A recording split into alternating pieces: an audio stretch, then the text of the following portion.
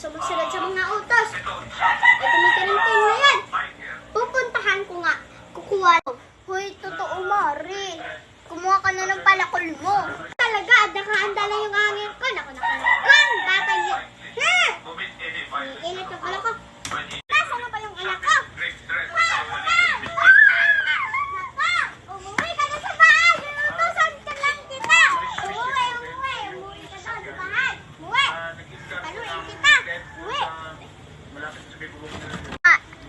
Di ba Mari, totoo? Sabi ko sa'yo totoo. Kala mo hindi, no?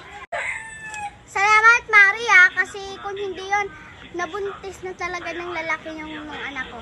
Pero uuwi na muna ako. Sisermonan ko muna to ng malakas yung pinakamabuti kong anak.